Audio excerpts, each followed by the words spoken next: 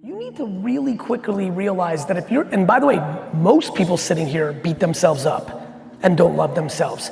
But you need to realize it's, actually, let's have a real moment. No bullshit, I know this is hard, but do this for me because I'm feeling something.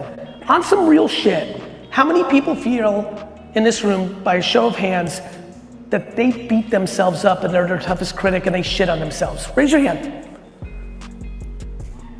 Now, this is very important. You have to hear this. It's not you. You don't shit on yourself. Someone put that in you. You have to understand this. You don't hate yourself. You don't think you suck. You're not the imposter. You're not insecure. Somebody taught you that. The second you understand that truth, you can understand that you do love yourself. You start to find it. And this is very important. And you have to fucking understand this. You do not hate yourself. You do not think you suck. You just got unfortunate that somebody in your life created that framework. But before you're pissed at your mom or your dad, this is very important. This is why my favorite quote from VCon this year, which was "fuck your grandparents," is very important. As I'm watching people get emotional in the crowd, don't get mad at your parents because somebody did that to them. You understand? Please, I'm telling you, you don't hate yourself. You don't think you suck. You don't think you're shit. It was put in you, and you've got to start the process of understanding you do love yourself, that somebody else's judgment on themselves created your framework of judging yourself, and you can get out of this fucking hole.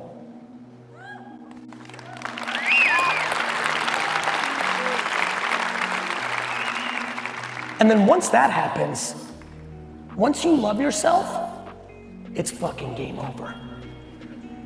When I tell you, when you love yourself, everything's good. Nothing's scary. It's all gravy. You're winning, good. You're losing, good. This, good. That, good. I remember when when you love yourself, I remember growing up, if like a girl didn't like me back, I'm like, you fucked up. I feel like I can see, in the same way that if you asked me 6 years ago therapy, I would be like, I'm starting to see 2 or 3 people talk about it that makes me, I think it's coming. Yeah. I genuinely think, and I'd love to be one of the 1,000 faces of happiness needs to be the ROI. That's it. Now, at the same token, we can't demonize work ethic because a lot of people are trying to do that too. I love it. I'm like you. We love the grind. We love the hustle. But when it's time to disconnect, I like disconnected. Fair, me too. But people are judging people that are working a lot, and to me, it's not about working a lot. It's, do you love what you do? Yeah. Like, we don't do that to Beyonce.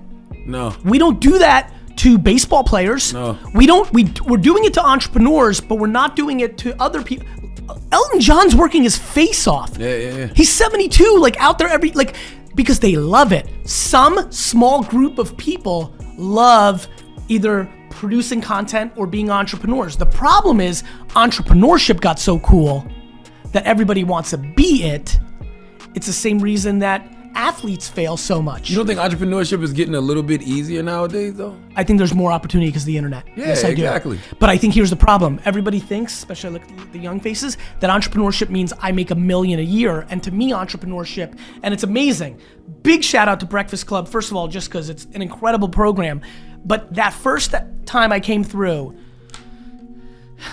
just appreciate your cosign of what I spoke about, but I appreciate Envy pushing back because he didn't know me. He's like, wait a minute, is this typical, motivational bullshit? The white privileged guy coming 100%. From a white privileged perspective, couldn't telling everybody yes. life is so easy, you can make it. Yeah. And nobody knows my backstory, so I don't expect anybody to put in that work. And he goes, give me something tangible, and it led to the flipping shit. Yeah. I don't know if you know, because you're busy as fuck and you shouldn't. I see you with your garage sales. It's getting crazy. And Charlamagne, where it's really getting crazy is what I tried to achieve on Breakfast Club and what I'm trying to achieve here. $57,000 a year, loving the thrill of the hunt at Goodwill or on eBay or garage selling versus 71 or 62 or 49 doing something you hate is my dream of entrepreneurship, not Uber and Facebook and Instagram, which is what everybody's looking at. Yeah. No, can you make more selling the dresses you make handmade than you would working as an accountant? Can you make, by the way, let's go big time. Can you make $400,000 a year doing a podcast and selling t-shirts versus making $380 being a lawyer, and she's living a lifestyle where she needs all $380 to pay for that lifestyle? Can you make $100,000 and you make $50,000? Like, to me, that's if you built something from the ground up, something that you created, you work for yourself, and you put it out there, and you got people buying your product or buying into whatever it is you're doing, and you're making $50,000. Like, that's a win. I've got a big one right now. The one that I'm going to really zero in on. I'm going to unveil it a little bit right now. If you make $8 to $12 an hour and you have a car, I need to push you to garage selling. It's almost impossible that you can't make more money flipping than working at a quick service restaurant. But I also think it's easy to negotiate your goals. It's easy now to say like, oh, I'm not gonna do this, I'm gonna try this, I'm gonna throw, and like people don't stick with things. Most people do 95% of the same thing. Because they don't mean it, Jess. They actually don't. It sounds good. Like there's a really deep psychology on this that people have to wrap their, and by the way, there's nothing wrong with it. Like, why do you want to be a billionaire? Why do you want to start a business? Like, this is what goes into like a very deep conversation, which is people do things they think they're supposed to do. They don't mean it. When you mean it, there is no other option. When you mean it, there is no other option. When you don't mean it because you think it projects well, or it's the thing you should do, or your parents want you to, or you think it's cool, or it'll get you girls, or it sounds fun. The deeper layer of that of meaning it comes from wanting it. And I could say, if someone said to me, what's the silver bullet of being an entrepreneur? I would say you have to really want it. And then people laugh. I really wanted the promotion. I really wanted to win the lottery. They don't understand what I'm talking about. I can look at someone in their eye and tell right away if they want it or not, if they're willing to go through the 18 couches that I went through. And I had plenty of egg on my face too. You gotta want it so bad that the obstacles don't mean anything. So if you do 400 DMs and they don't hit, it doesn't mean anything. You're on DM 1. It starts with and when you're really there, you're like almost evil about it and you're happy nobody replied. Like, where I go is a scary place where I'm like I hear that, I'm like, yeah. I want disgusting. I mean it. If I hit 400 DMs and it comes back goose egg, I get crazy. I'm like, I'm like, you fuckers are gonna be real sad when you see this DM in 6 years. Yeah, it's fuel. It's real fuel. Like, I'm on some real chip on shoulder, I'm gonna fucking kill your mother shit. Well, you can't.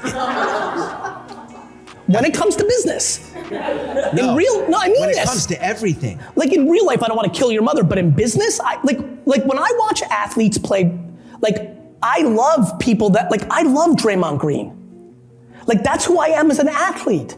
Fuck you at all costs. I don't give a fuck. Fuck you. See, I think it's everything, because if you don't have that attitude in other buckets of your life, it's everything. You have to create an environment in your head that no matter what, you're gonna get it done.